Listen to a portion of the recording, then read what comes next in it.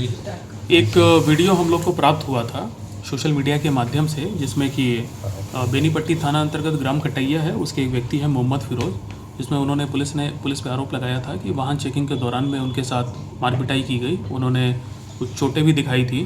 तो इस पूरे मामले को बहुत ही सीरियसली लेते हुए मेरे द्वारा डीएसपी हेडक्वार्टर के नेतृत्व में एक जांच टीम का गठन किया गया था और डीएसपी हेडक्वार्टर ने पुलिस स्टेशन में जाके सारी चीज़ों को देखा है, सीसीटीवी कैमरा जो वहाँ लगे हैं और अन्य पदाधिकारियों का बयान लिया है, जो पीड़ित व्यक्ति हैं उनका भी बयान लिया गया है, उनके परिजनों का बयान लिया गया है। उसके बाद उन्होंने अपनी जांच रिपोर्ट दी है और जांच रिपोर्ट के बाद इसमें मेरे द्वारा कार्रवाई की गई है, जिसमें कि कुल 5 लोगों को सस्पेंड किया गया है, जिसमें थाने के सह आनी मुकेश कुमार, हवलदार रंजीत कुमार, सिपाही विक्रम कुमार, चौकीदार सुरेश पासवान और चौकीदार सुरदीप मंडल, इन 5 को सस्पेंड करके तत्काल प्रभाव से लाइन क्लोज किया गया है और इन पर विभागीय कार्रवाई चालू करने के मेरे द्वारा आदेश दिया गया है। इसके अलावा जो वहाँ परीक्षमान डीएसपी हैं उनको भी वहाँ से स्थानांतरित करते हुए मेरे द्वारा पुलिस हेड को यहाँ पे पुलिस अधीक्षक कार्यालय में अटैच किया गया है और वहाँ पे जल्द ही नए थानाधीश की नियुक्ति की जाएगी।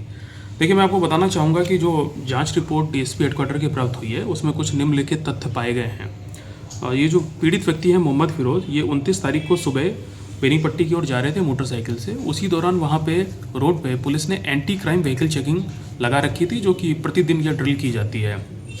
पुलिस ने इनको वहाँ पे रुकने का इशारा किया तो ये रुके नहीं वहाँ पे, इन्होंने अपनी मोटरसाइकिल तेज़ गति से करके वहाँ पे भागने की कोशिश की। वहाँ पे और भी कई मोटरसाइकिलें हैं जिनका चालान किया गया था, तो सभी लोग रुके थे वहाँ पे।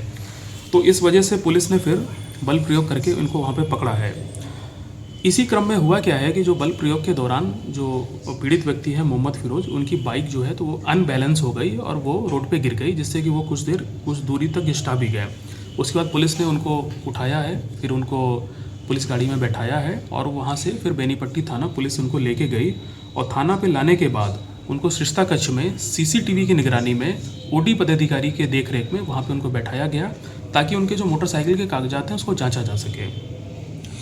थाना पे आने के बाद जो पीड़ित व्यक्ति हैं मोहम्मद फिरोज, उन्होंने अपनी गाड़ी के कागज़ या फिर आधार कार्ड या भी कोई भी पहचान जो कागज़ है वो पुलिस को वहाँ पे नहीं वो प्राप्त करा सके, तो उससे पुलिस को ये पता भी नहीं चल पाया कि वो उनकी पहचान क्या है।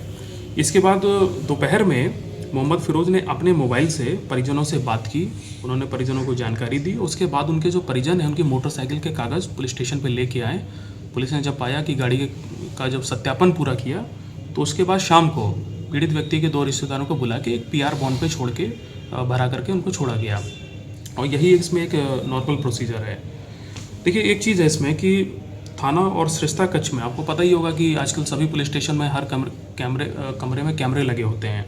तो थाना में जो सृष्टा कक्ष है वहाँ भी सीसीटीवी कैमरा लगा हुआ था और हम लोग ने जितना भी अवलोकन किया है, कई सारी फुटेज देखी हैं, घंटों की देखी हैं, तो उसमें जो पीड़ित व्यक्ति है मोहम्मद फिरोज, वो बहुत ही सामान्य अवस्था में बाथरूम आते हुए जाते हुए, सुबह सुबह पुलिस स्टेशन में एंटर करते हुए, इवन पीआर बॉन्ड भरते हुए और शाम को जाते समय वो खुद अपनी मोटरसाइकिल पर बैठ के जाते हुए दिख रहे हैं। तो उनकी जो चलने की एक्टिविटी है उससे कहीं से ऐसा प्रतीत नहीं हो रहा है कि पुलिस स्टेशन के अंदर उनके साथ किसी ने मारपिटाई की है और इस चीज़ के कोई साक्ष्य भी नहीं मिले हैं और फुटेज इसी चीज़ को बता रहा है कि इस प्रकार की कोई मारपीट थाने में नहीं हुई है।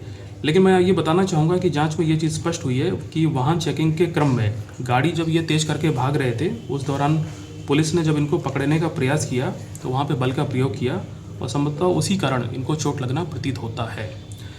तो इस पूरी चीज़ को और इसके अलावा कुछ गलतियाँ हैं जो थाने पे जो उस समय पदाधिकारी थे उनसे गलतियाँ हुई हैं। जैसे कि देखिए, थाने पे ओडी पदाधिकारी की ये जिम्मेदारी होती है कि यदि कोई व्यक्ति उसको कहीं भी थोड़ी बहुत भी चोट लगी है तो वो जब पुलिस स्टेशन आता है तो उसका मेडिकल चेकअप कराना चाहिए। ये वहाँ पे जो ओडी पदाधिकारी हैं ये उन्होंने नहीं कराया और यही नियम कहता है, तो इनकी वहाँ पे लापरवाही पाई गई है। दूसरी चीज़ है कि थाने में जब भी किसी व्यक्ति को लाया जाता है तो तत्काल उसके परिजनों को सूचित करना चाहिए, ये भी नियम है। तो वहाँ जो पुलिस पदाधिकारी उस समय मौजूद थे, यहाँ भी उनकी लापरवाही गई है, उन्होंने ये नहीं किया। तो इन सब चीज़ों को बहुत ही सीरियसली लेते हुए मेरे द्वारा इन 5 जिसमें 2 चौकीदार हैं, 1 सिपाही है, 1 हवलदार है और 1 एएसआई है, इनको तत्काल प्रभाव से सस्पेंड कर दिया गया है और जो वहाँ पे परीक्षमान डीएसपी थे उनको भी वहाँ से क्लोज कर लिया गया है। धन्यवाद। देखिए, आपने जैसे कहा कि रूल को फॉलो करना चाहिए, ये बात बिल्कुल सही है।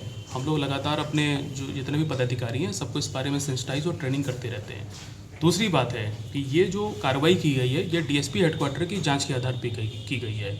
और डीएसपी हेडक्वार्टर ने जो जांच की है, देखिए ऐसे मामलों में जो सीसीटीवी कैमरे होते हैं वो बहुत इंपॉर्टेंट होते हैं। वहाँ पे सीसीटीवी कैमरे देखे गए हैं, पीड़ित का बयान लिया गया है, पुलिस स्टेशन में जो अधिकारी उस समय काम कर रहे थे, जिनकी ड्यूटी थी, उनसे भी बयान लिया गया। तो ये पूरी तरह से एक ऑब्जेक्टिव इंक्वायरी हुई है, इसमें अन्य किसी चीज़ का कोई हस्तक्षेप नहीं है।